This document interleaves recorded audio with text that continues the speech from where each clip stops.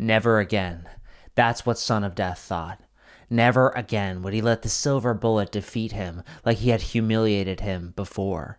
Son of Death was always an outcast, not quite man, not quite God, immortal and strong and powerful, but ugly, his bones glimmering under his skin. Son of Death always wanted to elevate himself to a height to godhood, but he made sure that he never hurt anyone. Silver Bullet never understood that. It's not like Son of Death wanted all those people to die in his experiments. It was an accident. Why didn't Silver Bullet understand? And now, when Son of Death was sitting in a superpowered prison, as the electricity crackled on the bars of his cell, even though there was no reason Son of Death would escape, Son of Death was waiting patiently for the day that Silver Bullet would return. "Didn't you hear?" Son of Death's cellmate said. His cellmate was a huge creature made out of rock who was annoying, talking constantly despite his low IQ. "What did I tell you about disturbing my sleep?" Son of Death said. "No, you're going to want to hear this," the Rocky Man said. "Silver Bullet is dead." Son of Death opened his eyes. Dead? He remembered when his father, the great king of the underworld, cast him out to the surface world, a feeling of infinite possibilities. Son of Death felt that same feeling now. He had been under the Silver Bullet's boot for so long, but he had to make sure that what he was hearing was accurate. "Dead," Son of Death said. "Yeah, dead," the Rocky Man said. Son of Death reached out and choked the Rocky Man. "I've been waiting to do this for a long time," Son of Death said. The Rocky Man's huge hands went against Son of Death's face. They smashed into his skin, but Son of Death just chuckled.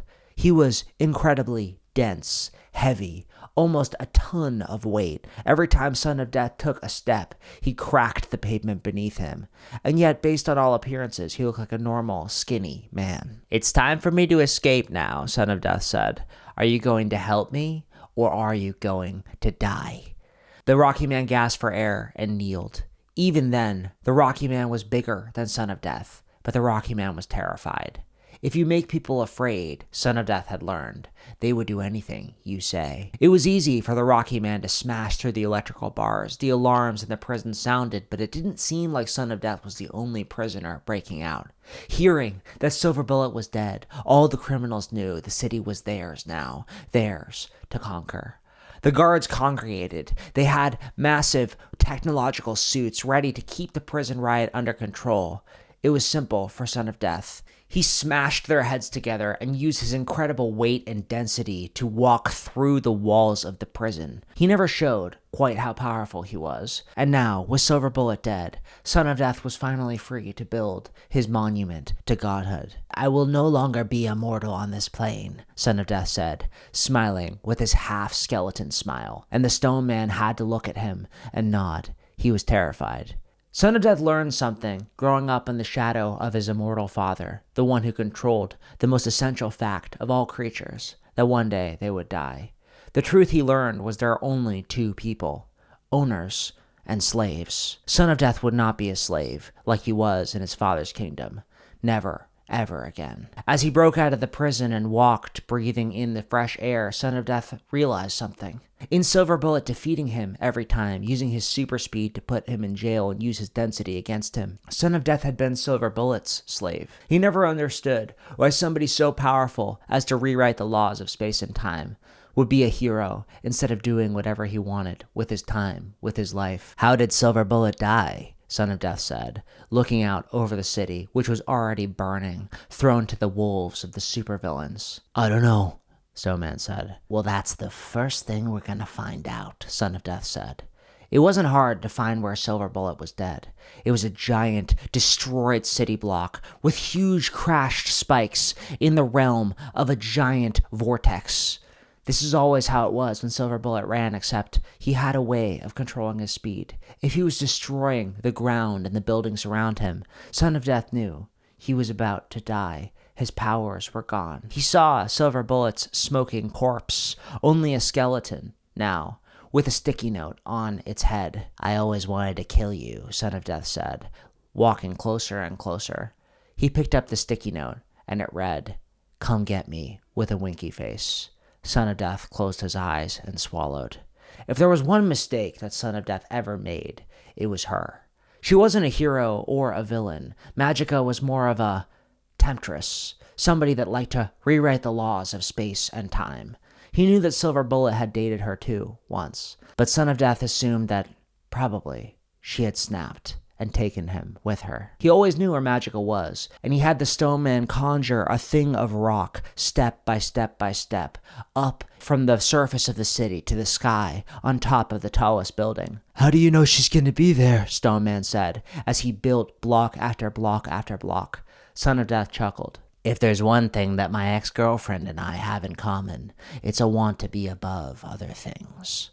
He found her, holding a glass of wine, waiting for him. She was always gorgeous. People considered her intimidating because she had deer's horns, but her hair was always flawless, manicured. Her makeup was always perfect. Son of Death could look past her ugly horns on her head for Magica's beauty, but what he couldn't look past was her leaving him for a superhero. "Looking gorgeous as ever, darling," Son of Death said. "So pleased of you to join me," Magica said. Stone Man looked between them. "Should I go or—" "Stay there," Son of Death said. "So, you want to claim this city as your own," Son of Death said. Magica chuckled. "You and I both know that if you try to stop me, it won't go well for you." Son of Death chuckled, walking towards her, step by step by step. "What if we ruled together?" Son of Death said. "I don't feel good about how things ended between us, and seeing how you turned your boyfriend into a skeleton." "He was not my boyfriend," Magica said, her voice suddenly full of emotion. Son of Death saw his moment. He reached out and choked Magica, making his hand dense and hard, impossible to break as a steel beam. But Magica just sighed. She turned his hand into flying birds, and Son of Death looked down at his arm that had torn away. He was almost impressed as he bled down on the top of the skyscraper, using his density powers to construct another arm and look at Magica. "Do you want me to hit her, boss?" Stone Man said. "No," Son of Death said, "but stay here. Your presence amuses me." Magica chuckled. "You always did like to have someone beneath you, didn't you?" Son of Death touched her face and went in for a kiss as the city burned around her, but Magica turned. "He loved me, you know," she said. "I loved you too," Son of Death said, surprised.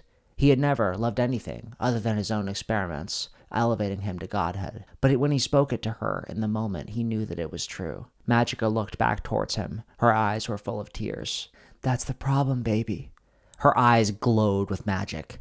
"You were always just too weak for me." When they fought, the building went from the tallest in the city to ashes of rubble. Son of Death dodging her magical attacks, her rewriting the laws of the universe, trying to get at his ultra-dense body. But Son of Death knew all of her tricks, and most of all, he knew that Magica was an emotional, unstable rage. She would make a mistake. It was only a matter of time before she spoke a spell, trying to turn the Stone Man who was helping Son of Death into flowers. She turned her hand into a blade and stabbed through Son of Death's heart. Irk. Son of Death maybe didn't know how it was to die, but in this moment, he was hurt worse than he had ever been hurt before. Hurt worse than when Silver Bullet defeated him time and time again. Because Silver Bullet, he realized, never actually wanted to kill him. And up until this point, Magica had loved him, at least a little bit. But that stab of her magical hand through his chest proved she didn't love him at all. In fact, he was the last obstacle preventing her from dominating the city, taking control of it for her own. Son of Death remembered something deep inside. When he was a child, his father pushing him into burning acid over and over and over again. "This will make you stronger," Death had said to Son of Death. "No son of mine is not going to be strong. You were already embarrassing enough not being born a god. The least you could do is take this pain." And Son of Death cried for his father to let him out, and he never, ever did. In this moment, stabbed through the chest by Magica, Son of Death realized if he died in this moment, he would always be a slave, never be an owner, never truly be free. Son of Death's body went denser and denser and denser. He would not let her defeat him. He would not die a nothing. As soon as he saw the Stone Man start to change, Son of Death grabbed Magica by the throat and snapped it. He saw his ex-girlfriend fall down with a snapped neck in the middle of the burning city. He looked down at Stone Man, slowly turning into a pile of flowers. "You were a good soldier," Son of Death said. "Why?" Stone Man said. Help me. But there was nothing for Son of Death to do. He watched Stone Man die and stood over the corpse of Magica, waiting. He looked out at the city, which was now turning into a war zone, supervillains fighting for territory, and he remembered the first time that he ever met the Silver Bullet. He had said something to Son of Death right before they fought. "Why do you want to be a god so bad?" Silver Bullet had said. "Don't you see that being a man is better?" And the Son of Death looked at the woman he loved, Snapneck, and at his slave that cared about him, dead on the ground around him. He started weeping. He missed Silver Bullet, who perhaps was his only ever friend.